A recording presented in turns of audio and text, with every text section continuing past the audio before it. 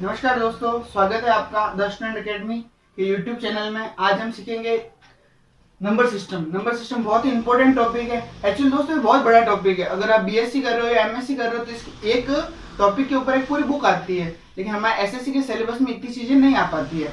जो बेसिक चीजें आती है, आज हम शुरुआत करेंगे संख्याओं के प्रकार के बारे में। इस टॉपिक की शुरुआत करेंगे संख्याओं के प्रकार के बारे में।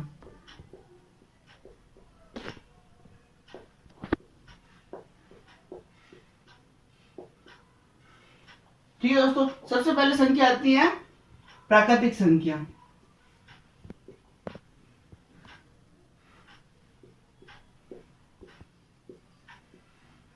जिसे हम n से रिप्रेजेंट करते हैं। प्राकृतिक संख्या क्या होती है? जो एक से शुरू होकर अनंत तक चलती है। यानी जिन ऐसी संख्या जिसको सामान्य तौर पर हम गिनने में उपयोग करते हैं, एक है, दो है, ठीक है, सामान्य तौर पर हम गिनने के लिए उपयोग करते हैं, इसको n से रिप्रेजेंट करते हैं। ठीक है, दूसरी संख्या आती है पूर्ण संख्या।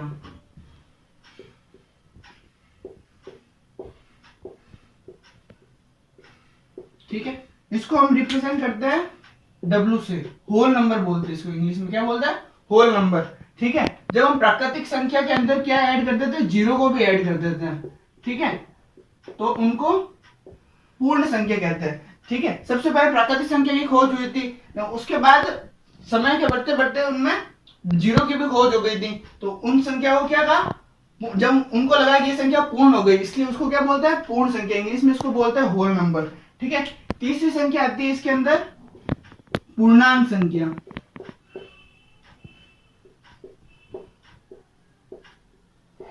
जिसको इंग्लिश में बोलते हैं इंटीजर नंबर। ठीक है, इंटीजर नंबर। इंटीजर नंबर इनमें क्या होता है? जब पूर्ण संख्या के अंदर भी हम क्या कौन संख्या जोड़ देते हैं? ऋणात्मक संख्या जोड़ देते हैं। जैसे -3, -2, -1, 0, 1, 2, 3। ठीक है, ये संख्या अनंत से शुरू होती है। माइनस अनंत से तो शुरू होती है और प्लस अनंत तक चलती है, मतलब ये अनंत संख्या होती है। देखो, सबसे पहले हमने खोज की प्राकृतिक संख्या जो एक से शुरू होती है, एक से लेकर अनंत तक चलती है।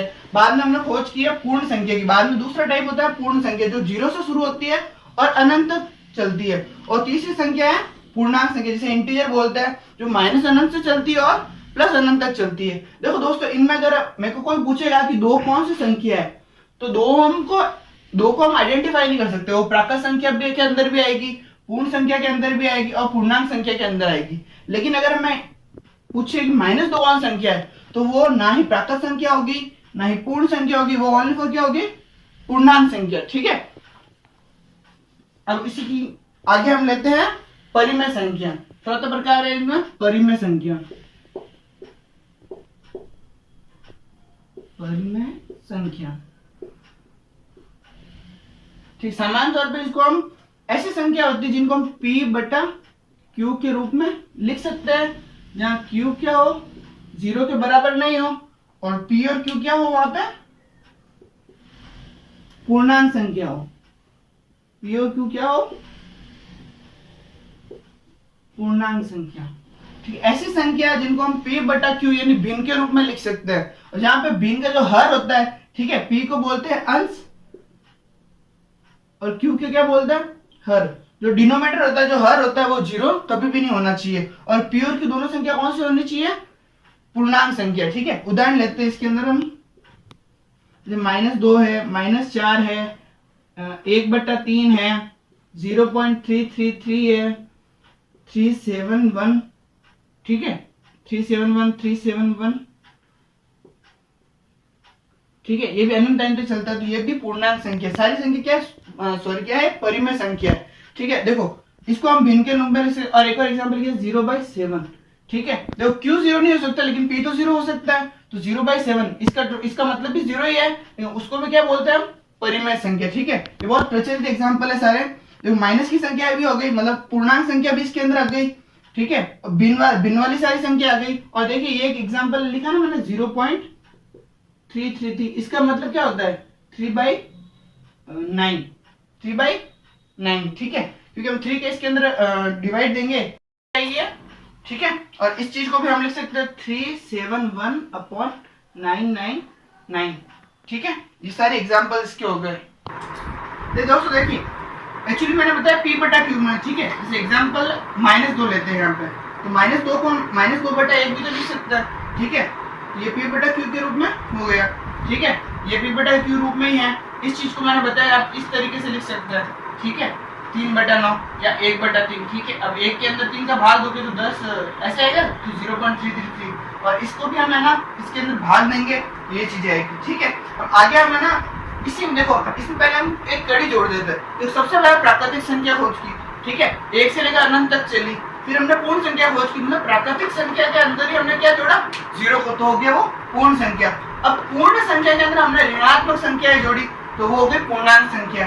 अब इन्हीं संख्या को हमने भिन्न संख्या जोड़ दी, यानी पी बटा के रूप में जोड़ दी, तो वो कौन सी हो गई, परिमित संख्या। अब अगला टॉपिक आता है, अगली संख्या आती है 5वां प्रकार, वो है अपरिमित संख्या। कौन सी है, अपरिमित संख्या।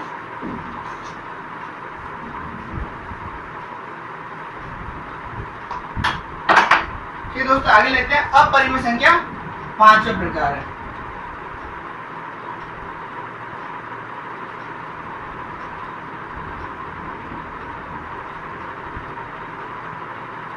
अपरिमित संख्या क्या है, परिमित संख्या कैसे कहता है, जिसको पी बटा के रूप में लिख सकते हैं। तो अपरिमित संख्या क्या होगी, ऐसी संख्या जिनको पी बटा क्यू के रूप में नहीं लिख सकते।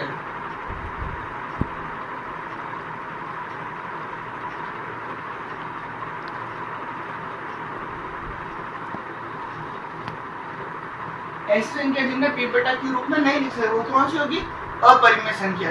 अपरिमित संख्या के एग्जांपल्स देखते हैं।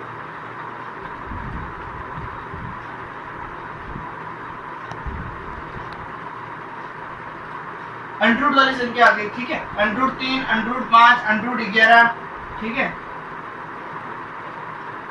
ये दूसरा एग्जांपल है 0.1237519, मतलब कोई भी क्रम नहीं हो, विदाउट क्रम ये रिपीट होती रहे। जैसे कि कोई भी ये एग्जांपल है, और एक और एग्जांपल इसमें ऐड करते हैं 0.35713191, ठीक है। मतलब कोई भी क्रम नहीं है और रिपीटेडली ये चलती रहती है, मतलब कोई अंत भी नहीं है और कोई क्रम भी नहीं है। लेकिन देखो, मैंने परिमित संख्या के अंदर जो चीज बताई थी ना, परिमित संख्या के अंदर मैंने जो एग्जांपल लिए थे वो था रिपीटेड था, ठीक है। जैसे 0.33333, इसको 0.3 बार भी लिख सकते हैं, ठीक है। 0.371371, ठीक है, ये भी रिपीटेड थी, तो इसको हम 0.371 को बार, मतलब ये निश्चित क्रम के अंदर ये आगे बढ़ रही। लेकिन ये संख्या निश्चित क्रम में नहीं, इनका कोई फिक्स ऑर्डर नहीं है, ठीक है। तो उनको हम क्या बोलेंगे, अपरिमित संख्या, ठीक है। अपरिमित संख्या के अंदर देखो एक बहुत यूनिक एग्जांपल होता है पाई, ठीक है। तो इसका एक पॉइंट हमेशा याद रखना, पाई एक अपरिमित संख्या है।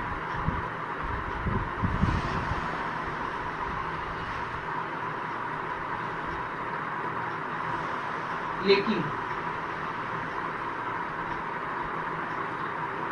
22/7 या 3.14 क्या एक परिमित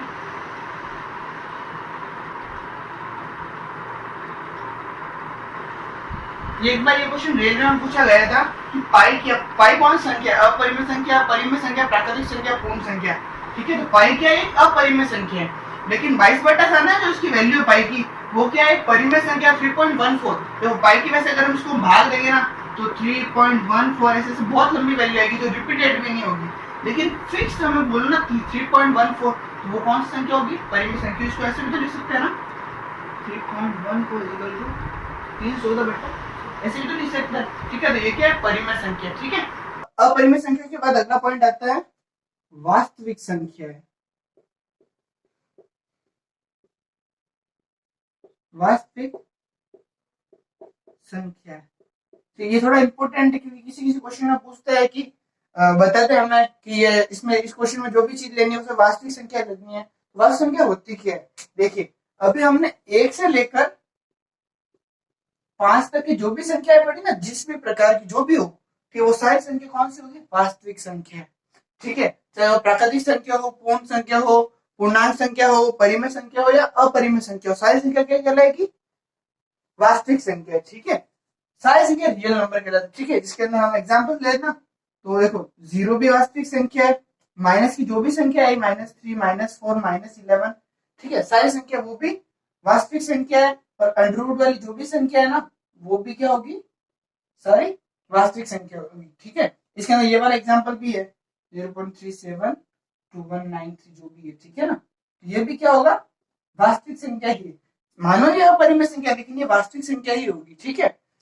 देखो जब भी अब संख्या की खोज चल रही थी, ठीक है, तो इनकी श्रृंखला के अंदर बहुत बहुत सारे नए नए नियम आए, नए नए चीजें इंक्लूड होती रही, ठीक है, और धीरे धीरे पहले सबसे पहले प्राकृतिक संख्या थी, फिर पूर्ण संख्या बनी, फिर पूर्णांक बने, फिर परिमेय, फिर अपरिमेय, इन सबको मिला के कौन सी संख्या बनी, वास्तविक संख्या, ठीक है। लेकिन अभी भी विकास जारी है, ठीक है, अभी विकास खत्म नहीं हुआ है। तो अगली संख्या इसके अंदर सातवीं संख्या है, वो कौन सी है, काल्पनिक संख्या है, सातवीं संख्या है काल्पनिक संख्या है। दोस्तों ये थोड़ी इंपॉर्टेंट है क्योंकि इसके संबंध प्रश्न आते भी रहते हैं अभी, ठीक है। रेलवे के अंदर आया था अपने एसएससी के सिलेबस में, तो ये संख्या इसके बारे में इतना क्वेश्चन नहीं आता है, लेकिन रेलवे की जो परीक्षा होती है उसके अंदर इसका एक बार क्वेश्चन आया था, शायद 2011 के आसपास आया था, आयोटा की वैल्यू, ठीक है ना, तो बताऊंगा अभी मैं। काल्पनिक संख्या है, ठीक है, इसको इंग्लिश में इमेजिनरी नंबर बोलते हैं, ठीक है, इमेजिनरी नंबर, ठीक है। तो ये संख्या कौन सी होती है, ऋणात्मक संख्या है जो वर्गमूल में पाई जाती है।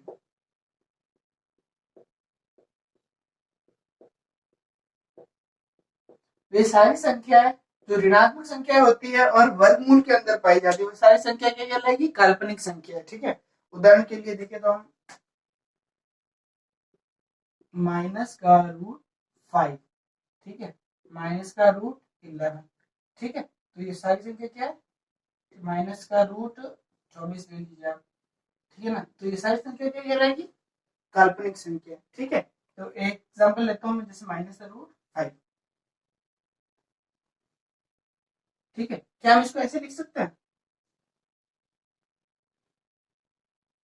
√5 इंटू -1, ठीक है, इसका मान होता है आयोटा, इसको क्या बोलते हैं, आयोटा, ठीक है।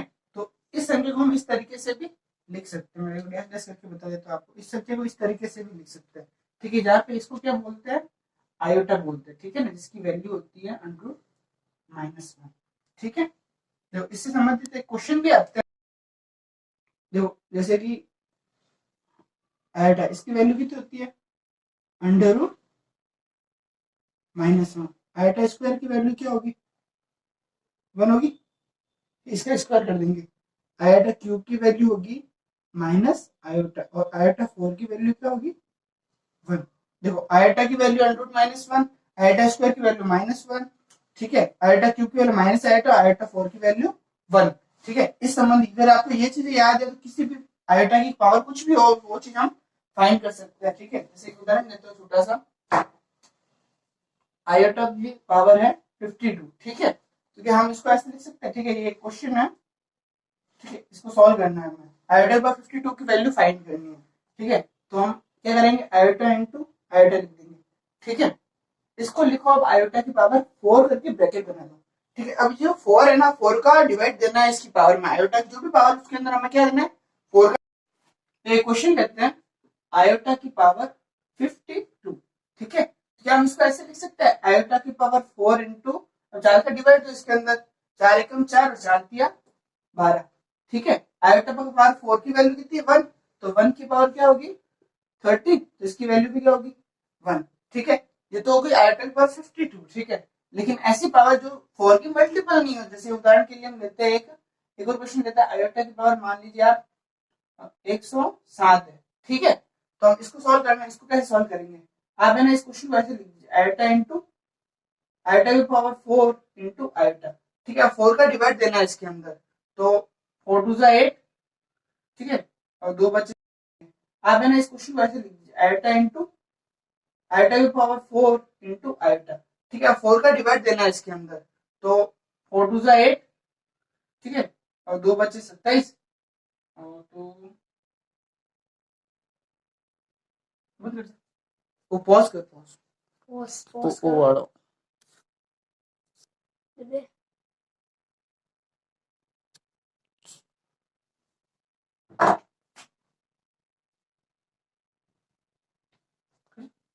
क्वेश्चन।